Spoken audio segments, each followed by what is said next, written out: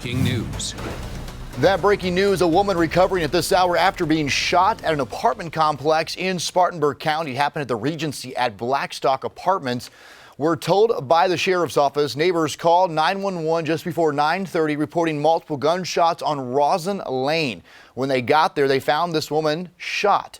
Now, while she was being loaded, they said her injuries did not appear to be life-threatening. We don't have an update since she's been dropped off at the hospital. The sheriff's office says they have identified the suspect, but at this time they're not releasing a name and they are actively searching for that person. Stay with us as we get more information from the sheriff's office. We'll pass it along to you on air and, of course, first thing on the morning news starting at 4:30. Well, a crash has shocked the Spartanburg County community and the school districts there. A Bowling Springs former high school football coach killed in the crash tonight in Duncan. The coroner identifying him as 61-year-old Bruce Clark. He died there along East Main Street in that crash this afternoon. Matt Kaufax has been on the ground outside the game day barbecue, which Coach Clark also owned. And I know a lot of people are shaken by the news of this, the sudden passing of this beloved coach. Cody, we have already seen an outpouring of grief and prayers on social media from other local businesses in this area of Duncan, from neighbors out in the community.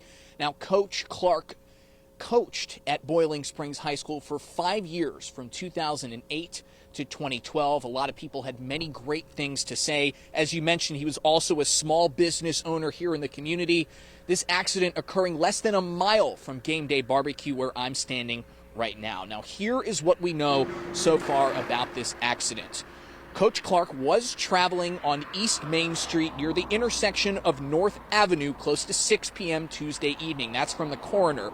I also spoke with Duncan Police Chief Chris Miller, who told me this crash is still under investigation, so there's a lot of details we can't divulge, but that there were two vehicles involved in this accident. There was a pickup truck and a much larger tractor trailer. Now, we were able to get footage of that truck Chief Miller said was involved.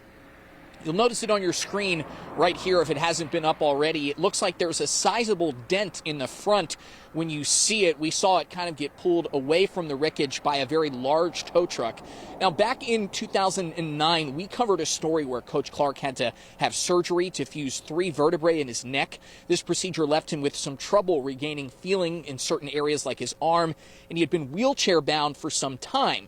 Now, the family and local community had also been pretty active on a GoFundMe page, Cody, as recently as 2019, when they put out a plea to help raise money towards a handicap-accessible vehicle to help him get around. And obviously, the community very stricken at this moment in time right now. Chief Miller telling me Coach Clark was very well liked and very well known in this area. It's a regret to all of us. I mean, it's with sadness that this happened. I know it's going to be a tough time on the family. We just ask that you just lift the families of everybody involved up in your prayers and just remember them during this time.